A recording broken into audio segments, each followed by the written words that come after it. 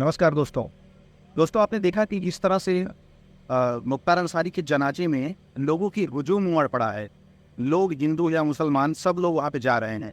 लेकिन इस बीच मैं एक बात कहना चाहूँगा कि क्या किसी के लिए इस तरह एक बाहुबली और एक तरह एक गुंडा छवि वालों के लिए इतने जनाजे में जाना अच्छी बात है? मुझे नहीं लगता कि इस मामले में लोग जागरूक हैं। लोगों को समझने की ज़रूरत है इस चीज़ के लिए कि क्या एक एक गुंडे अब अपराधी प्रवृत्ति वाले लोगों के लिए भी इतना सम्मान की बात है। जिस तरह से मीडिया इनको एकदम बुलंदियों पे पहुंचा दे रहा है कि न जाने क्या थी ये, जबकि सच्चाई ये है कि वो एक अपराधी प्रवृत्ति के लोग थे और अपराध के चक्कर में ही वो जेल गए थे और उन्होंने कोई समाज के लिए, कोई देश के लिए कोई ऐसा काम नहीं कर दिया था जिसके लिए उनको जो है वाहवाही मिल रही है, चीज़ें मिल रही हैं। मैंने देखा बहुत सारे यादव बंधुओं को वहाँ पे जाते हुए जनाजे में और उनका नारा लगाते हुए। आज गाजीपुर में जिस तरह से धारा 144 लगाई गई है, उस तक देख के लगता है कि इस समाज में किस तरह से विखंडन की स्थिति है। किस तरह लोग एक डर बनाते हैं, सब कानून पे डर बनाते हैं, समाज में डर बनाते हैं कि नहीं, अगर ये नहीं हुआ तो कुछ दंगा हो जाएगा, ये हो जाएगा, वो हो जाएगा। सरकार पे इल्ज़ाम लगाया जा रहा है कि जहर दे के मारा गया। जिस तरह से अखिलेश यादव जी इल्ज़ाम लगा रहे हैं, इस तरह के फालतू बयानबाजी करने से नेताओं को बचना चाहिए। सत्ता से बाहर हैं, ये हमेशा से सत्ता से बाहर होना चाहते हैं। सच्चाई ये है कि डॉक्टरों की रिपोर्ट आ चुकी है, सब कुछ क्लियर है कि किस तरह से उनकी हार्ट अटैक से मौत हुई है। पूरी रिपोर्ट है, हर चीज़ की रिपोर्ट है। फिर भी ये लोग खाली एक माहौल ख़राब करने के लिए, उत्तर प्रदेश की सरकार की छवि खराब करने के लिए, योगी जी को बदनाम करने के लिए इस तरह की चीज़ें कर रहे हैं कि जहर दे के मारा गया है, ये किया गया, वो किया गया है। तो कोई डॉक्टर पे भरोसा नहीं है, कोर्ट पे भरोसा नहीं है, कानून पे भरोसा नहीं है, किसी चीज़ पे इन लोगों को भरोसा नहीं है।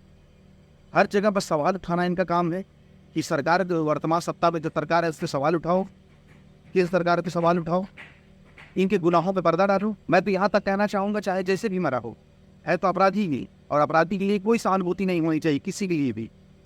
अभी हाल ही में बदायूं में जिस तरह से 2 बच्चों की गला काट की हत्या कर दी गई, उस पर भी इन लोग जनाजे में लोग शामिल हो गए। उस पर इनका क्या कहना है? इससे साबित करती है कि ये ना कानून के है, ना समाज के है, न इस संस्कृति की है, न इस मिट्टी की है, न किसी प्रकार के संस्कारों को ये मानती है। एक अपराधी हो, एक बुरहान वानी के केस में ये लोग भी चले गए, जनाजे में शामिल हो गए, क्योंकि कोई फर्क नहीं पड़ता।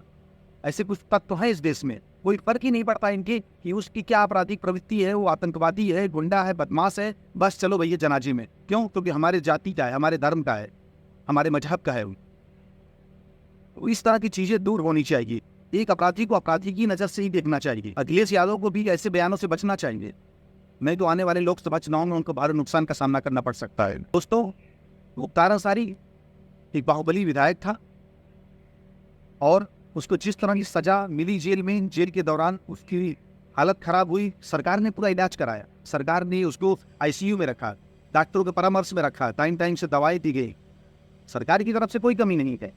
ये खाली मोदी सरकार, योगी सरकार, बीजेपी सरकार को बदनाम करने के लिए ये सब तरफा हवा फैलाई जा रही है कि किस तरह से उनको स्लो पॉइजन दिया गया, जहर दिया गया, जबकि ऐसी कोई बात नहीं है।